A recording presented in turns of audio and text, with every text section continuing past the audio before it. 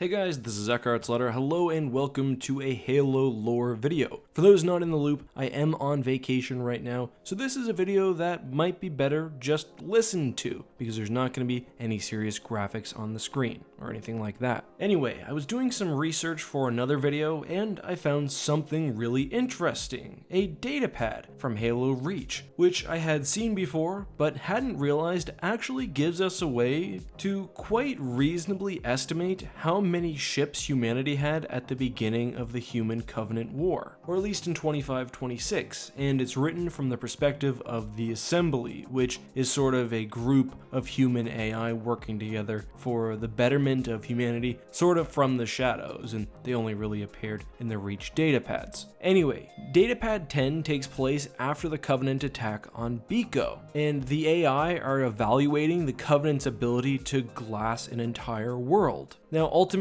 whether they're right or not isn't important. What is important is they evaluate their ability to do so based on UNSC war assets. Now, here's the specific quote. Earth, one of the smaller planets inhabited by our creators, has 130 billion acres of surface area. Thus, assuming the Covenant possesses a number of ships equal to that of the UNSC, and that part is key, and assuming that all of those ships are capable of generating and discharging the required power non-stop for the duration of the process, it would necessitate the combined efforts of their ships in total for a minimum of 30.3801 years to glass the entire surface of Earth. And important to this, earlier they had actually given us the rate for Covenant glassing, which is 1 acre for 15 seconds of sustained fire. So, and we're going into algebra a little bit, they give us everything they need to figure out the key variable, how many ships they're talking about. Now, whether these numbers are right isn't important, because we're not looking at the truth of the statement, we're looking at the actual mathematics itself. So the equation is total glassing time equals the rate of glassing times the area being glassed divided by the number of ships. So they say that Earth has a surface area of 130 billion acres. Now that is a round number and a bit of an estimate, but that doesn't really matter, because as long as it's the number they used within their arithmetic, the math will be functional. So 130 billion acres, multiply that by the rate of glassing, or in other words, the time it takes to glass 1 acre, which is 15 seconds, and we get a total glassing time of 61,793.091 years. So in other words, that's the amount of total work that needs to be done to glass the planet. 61,000 years of glassing at 15 seconds per acre. Now, if that's all we had, we'd be stuck. And I know some of you at this point have already figured it out, but not all of us have practiced math recently. Anyway, the AI finished the equation to get their number of years by slotting in the total amount of UNSC active warships, and assuming that they all discharge this power non-stop and basically uniformly. With that slotted in, they got the total number of 30.31 years. So with all the combined vessels, that number of 61,000 gets taken down to 30 years. Now, if we arrange that equation to now solve for total UNSC ships, we get 2,033 with some numbers after the decimal. And it's actually much closer to 2,034. Not only is it much closer, but it's close enough that any extra past zero, and of course you can't really have a bit of a ship when we're talking in these sort of generalities, can be written off to significant figures and just rounding errors. So basically what I'm saying is at this point in 2526, the UNSC had 2,034 warships. Now, given that many of these would have been very small, and humanity at this point would have had hundreds of planets, I think this actually makes a lot of sense and is really close to the number that I had in my head. We also know that various Covenant fleets at certain points had hundreds of ships, and the ones surrounding High Charity may have even had thousands. So I think that number is also in keeping with the spirit of Halo, which has humanity absolutely outgunned by the Covenant. Now, I do want to say, although I didn't find find this number or this calculation anywhere. I was researching this topic for another video and reading the datapad. When I searched UNSC and the number, I did see other references to 2033 especially on various boards and forums, so I'm absolutely not the first person to make this calculation. Another thing to note is this is the starting point, or at least as I said, as the UNSC existed in 25-26. There would have been ongoing shipbuilding during the war, and this may not include ships